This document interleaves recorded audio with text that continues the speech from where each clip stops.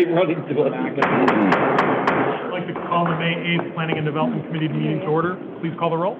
Sulkitis. Here. Folks. Here. Bongard. Here. Muntz. Here. Bancroft. Here. Lencioni. Here. Trilla. Here. Wirball. Here. Fester. Here. Weber. Here. So we have an omnibus vote with one agenda item. Looking for a motion. So moved. Second. Moved and seconded. Please call the roll. I'm sorry. Yeah, please call the roll. We have to do this. Sulkitis. Yes. Folks. Yes. Bongard. Yes. Muntz. Yes. Lencioni. Yes. Trilla. Yes. Wirball. Yes. Fester. Yes. Weber. Yes. And we have a last-minute agenda item addition. Mr. Rabchuk is going to give us a presentation. Thank you. Thanks for just a few minutes. I wanted to introduce to some of our new aldermen and refresh some of you that have been around for a while, a project that we've been working on kind of in background for a while that we call the East Bank Enhancement Project. And what that is, I think if I hit what down, yeah. We took a look at the riverfront from Illinois Street on the north to the Piano Factory Bridge on the south. So it's about a quarter mile, a little less than that. And if you think about that area, it's got some issues with it. Number one, some aesthetics because it's broken concrete. It was used a long time ago for erosion control, that works, but it doesn't look the greatest. There's congestion points both when you get off of the Piano Factory Bridge and also at the corner of Illinois and Riverside. And the bike path is kind of squeezed in there. So we thought that might be a good demonstration area to show or illustrate to the community what a really attractive and well-used concept plan might look like and construction plan for that section of the river. So River Corridor has offered to pay and is paying for a concept plan to be developed as to what that might look like. We met back in January and wrote an RFP. We submitted that out to the public. We had 3 responses back, including one of the firms that did the Chicago Riverwalk. It was interesting that they were very interested in coming out to St. Charles. Unfortunately, their budget numbers didn't quite match with our budget, but it was nice to see that we attracted that kind of talent anyway. So we hired WBK. We signed a contract with them a couple weeks ago. We had our kickoff meeting, and we started to play with some concept designs. If you would, just to give you an idea of what kind of thing might happen, I'm not saying this is the plan, but if you think of where this car is on this illustration is Riverside Drive, and there's a bike lane right next to it, so the bikers don't have to interact with the pedestrians, and then we cantilever out over the river maybe 12 or 15 feet. So you now have a nice viewing area. There would be areas where you could get down to the river and access for launching kayaks or paddle boards. The anglers, of course, would have access as well, and this would make for a very nice pathway. That stretch of the river, I think in one of the city studies that was done a couple years ago on the bike trail, it's like 90,000 visitors a year, that come through that bike trail. So this is an important link. It's, unfortunately just a small piece, but again, it's a demonstration project. So the idea, by September 1st, we'll have 2 firm concepts as well as rough construction cost estimates of what it would cost to do it. We have identified some potential grant sources, that might be able to fund it. But it's like one of those things where you have to go step by step. We can't ask for grants until we have a plan. We got to do the concept before we have a construction plan, and so on down the line. So we're working in that direction when we think we're very excited about where it's going. That's made up of some members of the city and also the Park District and then River Corridor are all participating in it. So I'd be happy to answer any questions. Just wanted to give you an update tonight, not asking for anything. Question? Always available. No? So, Paul. I just want to say thanks. I think it's cool that you guys are taking the initiative and looking for ways to, help push the city forward. I think it's absolutely great, and I just want to tell you how much I appreciate it. Thank you. Well, the logical step is, too, that we're thinking ahead a little bit, that this would potentially carry down underneath Main Street Bridge and then up again, up next to City Hall here, essentially where the fish ladder is, and potentially relieve some traffic issues. Every pedestrian or bicycle that crosses Main Street at Riverside holds up traffic to some degree. So if we could cut that down substantially, long-term, there might be some Department of Transportation funds available for that as well. We'll see. Anyway, thank you. Any other questions? John, just love the strategy of taking this segment by segment. This is the right way to. Well, you know, the odds of us being successful in getting all the money necessary for this kind of project are slight, but they're better than not doing anything. So we're going to keep pushing, you know, a little bit, and see what we can get done. And just one person's opinion, but the idea of showing it in a segment that it could work and has a pretty decent chance of execution, I think is the right move. I think that's Well, thank you. Okay. Anybody else? No. Okay, thank you. So item A, recommendation to approve summer 2023 outdoor dining plan for First Street Plaza East. I'd like to make a motion to approve the summer 2023 outdoor dining plan for the First Street Plaza East and waive the permit fees for the first period of 100 days and have staff provide a progress report on the project prior to the next 100-day period. Second. Motion and a second. Discussion. So the reason for that is just to see where we're at after the first 100 days. If the fence is still up, it's still a mess, we can consider waiving it for the next 100 days. If we get done sooner, in my opinion, I think we should consider maybe implementing a fee if it's all cleaned up, ready to go, but we don't know until we get to that point. Derek, did you want to make a presentation before? I was going to, but if council feels or committee feels comfortable with the memo, I don't have to. No, I think that's good, but I do have a couple things to say, because this is, you know, in taking a look at outdoor dining plans, you know, we've had a lot of conversation about this, and I think that it's more than just a one step. I mean, this is easy, done, absolutely. But these aren't permanent plans. We keep coming forward with plans that were put together during COVID, and like we saw, we need permanent plans, so at no point this ever gets to be a political issue where we're making policy by approving temporary plans, because we put together the original idea during COVID, and you know, we talk about using city property. Well, these plazas are as important, more important. These are probably the most important pieces of city property. I want to see something that looks like a permanent plan where we have policy discussions about how much space is being used and allocated, the prices for it. Now, we should not have that right now. I absolutely support it. It's wonderful. Our residents have told us that they love it. I agree with them, but we need permanent plans. And staff has started working on a permanent solution for this. We've started meeting with some of the restaurants in the area. I know one of them is right behind me, who we met with earlier today, just to get his perspective. And we also started talking with our architect, Marty Serrano, on kind of his ideas on what that would look like. So we are actually working on that now and hope to bring forward some ideas this summer. Even if there's, you know, like new policy for outdoor dining that states how much people like it, and you know, the ideas about sharing public and private land, however it goes, don't be afraid to go too far. So we make strong, solid policy that's reliable going forward. Okay. Thank you. And before a vote is actually taken, I know there's a motion and a second on. Derek, can you maybe just go over the staff memo, just at least from the portion of the permit fee, just because I know that deviates slightly from what was in the memo, and I just want to make sure council understands what staff's initial recommendation was versus that slight tweak by Alderman Warble. Okay, sure. Just a few slides. One, I just wanted to show exactly where the fence is at right now. That's the construction fence, so we had to work around that when we came up with this outdoor dining plan. Just as reference, this would be the west side and what that would look like currently, and that's simply what we're looking to have approved is the layout for the 4 restaurants, Giamia, McNally's, Zaza's, and La Mesa. This would be the east side, which would be for Alter. And then maybe this is more the pertinent point. So our recommendation is to waive the fees for 2023, and that would be both sessions. So per the way our city code is written, there's actually 2 outdoor dining sessions in the summer. They're each 100 days.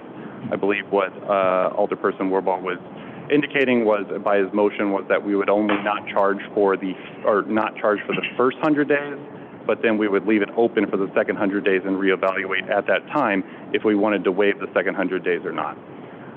The rationale behind waiving these in general was basically, as you can see up there, is the limited access to the restaurant. So if you do look at my map here, you can see that customers are not going to be able to go on First Street and enter into any of those restaurants. They're going to have to probably go through the parking deck or find their way around the other side of the building. We think that this is going to deter some customers from going there. And then, of course, we just have the construction noise and dust that will be incurred throughout the summer and into the fall. This isn't likely, but technically the contractor, they can work on Saturdays if they have to, and they can also work till 8 o'clock. That's not something that's going to be normal, but if they have to do that, for example, they start a project, and that project they need to end by the end of the day, they can work up until 8 o'clock. Total square footage for outdoor dining this year has decreased by about 700 square feet. And I know this question came up as I discussed with some of the council members about this last week, is what was the total amount that the city charged last year? It ends up being about $1 a square foot when you count both 100-day sessions. So about $7,200 is what we collected last year. This year it'd be about $6,500. So does staff have an opinion on cutting this into two? Is there anything administratively that is an issue? Not administratively. I'm sorry, Derek, to answer this question, but our rationale from a staff perspective was we do not know day-to-day, week-to-week what this construction season is going to bring, and it is going to be hit or miss. Frankly, even when they're not out there doing construction, there may be dust and debris blowing around that may make it not feasible for all of these businesses to actually have their outdoor dining. So no, there was no rationale between splitting it to those 100-day permits or doing it right now for the entire season. So really no issue from a staff perspective? Okay. So I'd open up to the committee. Start with this side. Any questions? No, I mean, I think it's fine. I mean, it's not a big lift to bring it back again and look at it, to see where the progress is. I mean, I think it's fair to the people that will be utilizing the plaza. Obviously, there is going to be some interruptions with dust and stuff like that, so I think it's the fairest way to go about it for this season. I agree. I do believe the construction is going to go on through the entire season, but we can revisit this. A quick question. I mean, obviously, I agree. I seconded the motion, but question about the west side, the chain link fence. Will that be a solid barrier eventually, or is that just a temporary? I don't know. Maybe that's a public works question, but the plan is to keep it as a chain link fence. Although we did have a meeting with the First Street businesses this morning, and they brought that up as a concern, and that's something that we will look at if it becomes a problem. We're open to finding a solution for that. Maybe not replacing the fence, but coming up with some other solutions that that has the same impact. And it's vision into the thing. Okay, that's right. Thanks. I got a question. Are there any comments that we wouldn't expect, or any comments that you can share with us about what the businesses around that and the people that are looking at these permits are saying about the construction project? So far, they're pretty receptive as we've been pretty open in communication about what this would be. Right now, the big concern is signage, and actually, we have been working with the Business Alliance on a signage plan. So this was part of the presentation this morning. We do have some signage out there, and we are adding, I think, about 30 signs here, hopefully in the next week or so, just basically directing people, where do you go when you park? How do you get to the outdoor dining? So that's something we're actively working on. And then, yes, the typical, what you would expect, the noise, the dust, the time of operation, those are all concerns right now. And I think everyone understands that those things are going to pop up, and we're going to have to deal with them as they come. There's good communication. It sounds like you're saying that everything has been positive and collaborative. Yeah, and we had the meeting this morning, but we were probably going to have a meeting with the downtown businesses or the First Street businesses about once a month. Awesome. And Alderperson Munson, if I can just commend Derek here. I know he's been in constant communication with all of those businesses, and we are making sure that we are being responsive, being receptive, and if there are solutions that come up that are maybe out of the box or that we're thinking of along the way, we're going to work to implement those as well to make this as palatable as possible for those businesses. Could we get maybe a monthly update here in council, and specifically how the evening construction or Saturday construction is going and what impact it's having on the businesses? I'm just curious, maybe it's every 2 weeks, maybe it's a month. Use your discretion, of course, but I'd like to know here how it's going. Just I think that's possible, and I should also note that we have a web page on our city website that is going to be providing updates from our Public Works Department and the contractor so that anyone can go on and see where we're at with the project and maybe what to expect down the road, but certainly we can make that available. Yeah, I'm looking more for, let's say a restaurant says, Saturday I didn't have any customers because of the that's what that's kind of where I'm going. Understood, yeah. Okay. Is there a worry? Do they have serious worries about what is happening here with this, or do they feel pretty comfortable with kind of the plan that's going forward? Overall, they felt comfortable with this. Of course, there's some concerns, but this has been a project that's been in the work for 2 years. I think they were largely supportive of it happening and knew that there was going to be disruption for this year. Any further discussion? Please call the roll. Sulkidis? Yes. Folks? Yes. Baumgart? I have to recuse myself. Munn? Yes. Lencioni? Yes. Petrillo? Yes. Wirball? Yes. Fessner? Yes. Weber? Yes. Motion passes. Okay, item B, recommendation to approve summer 2023 outdoor dining plan. Chairman, before the discussion, I have to recuse myself from this discussion for statutory reasons having to do with this, so thank you. Okay.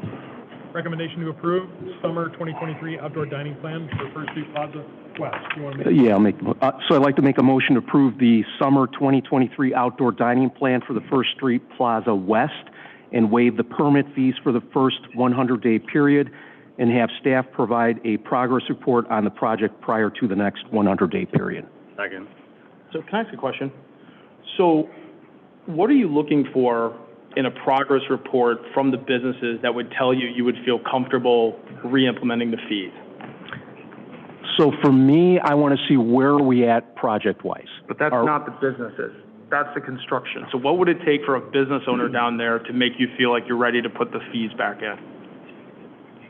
Well, that's what the progress report is for, to get their feedback after the 100 days.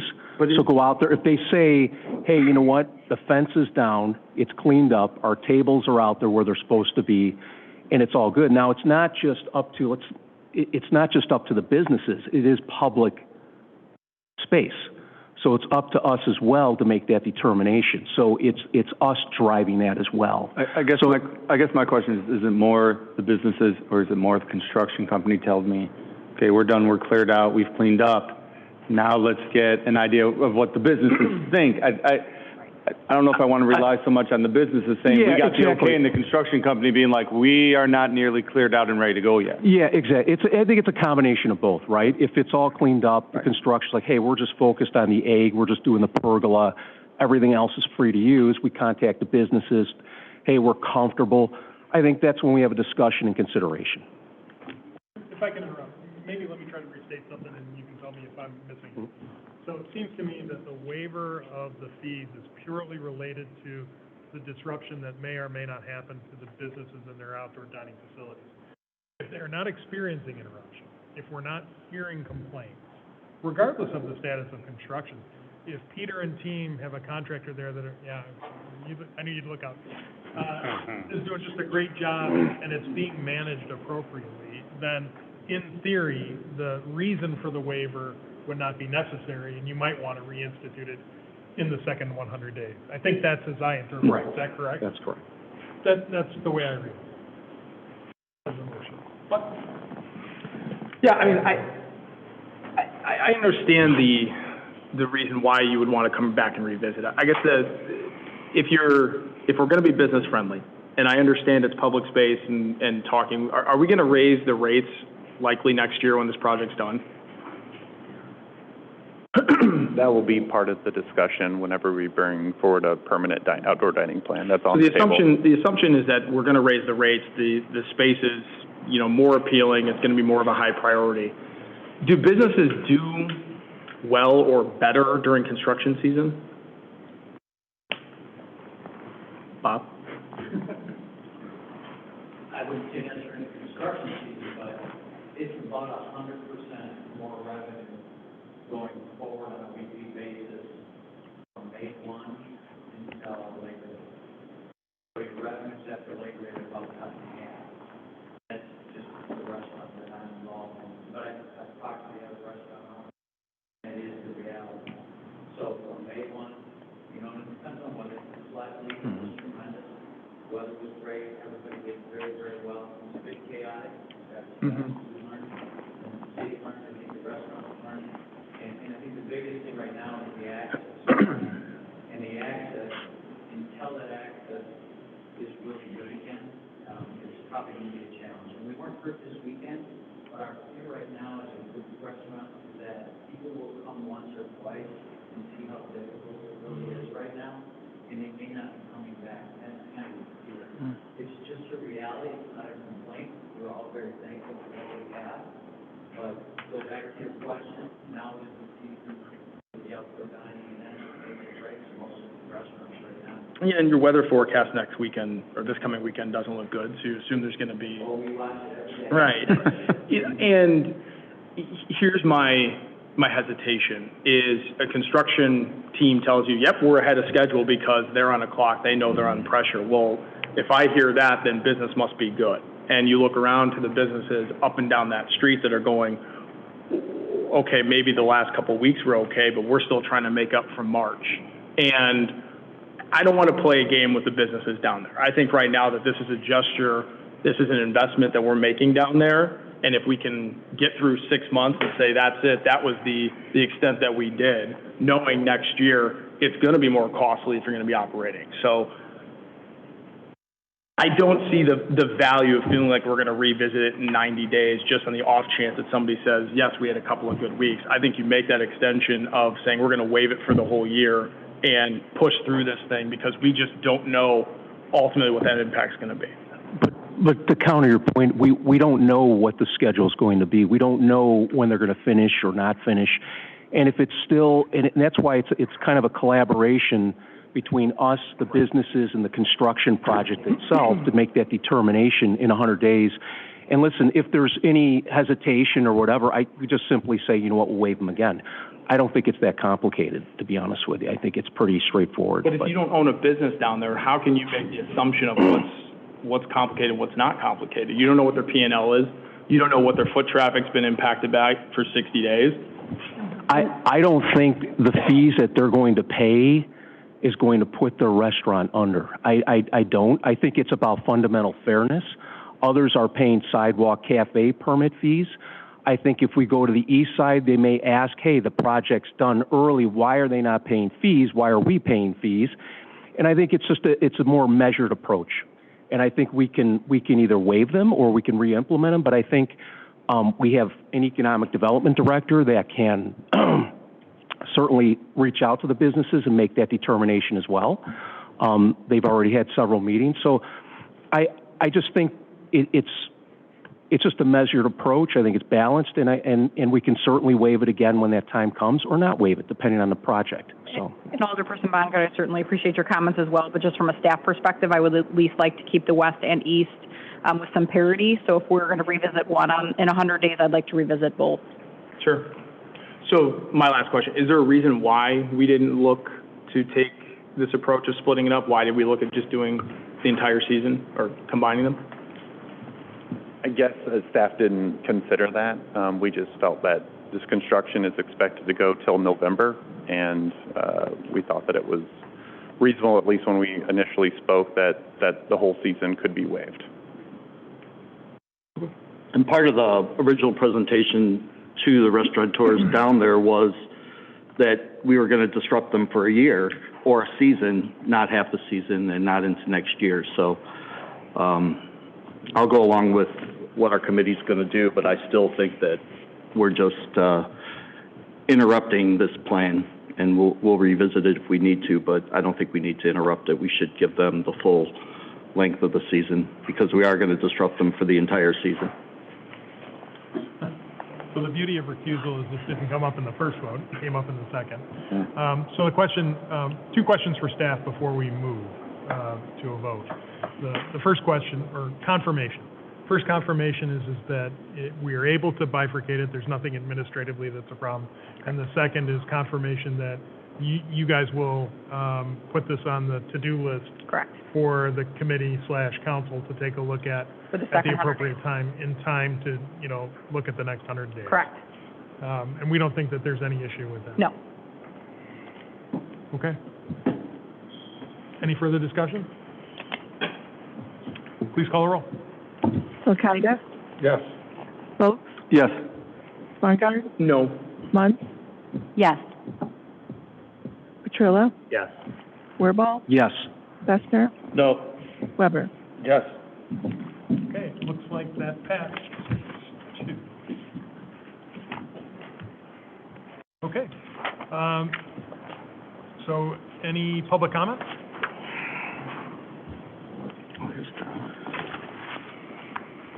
Just your name and direction. Tom Anderson, 712 Horn, St. Charles. I saw this was on the agenda tonight, and I noticed the fence that Mr. Sir's department put up, and it's blocking the area, which is secure.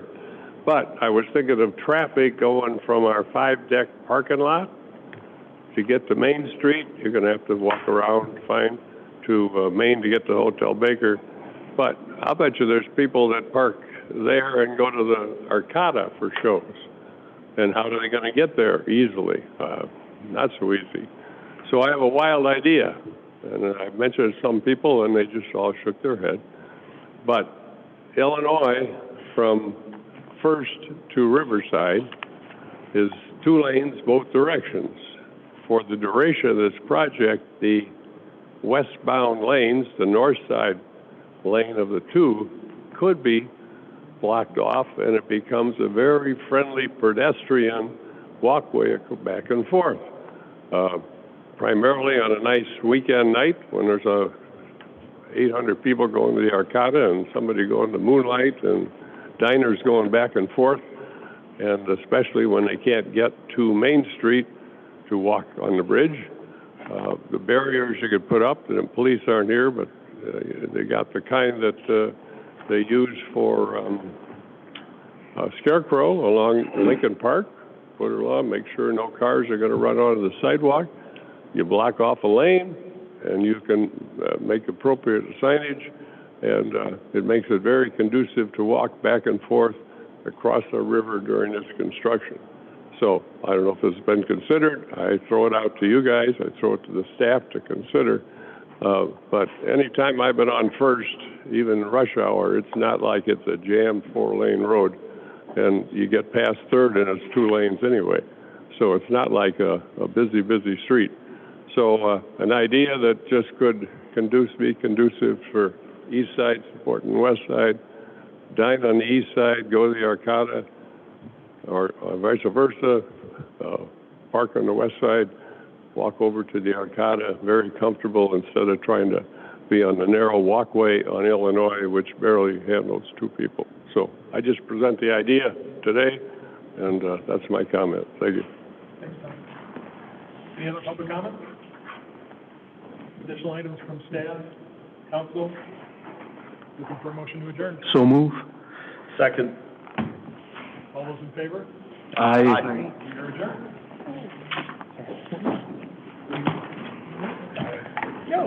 What?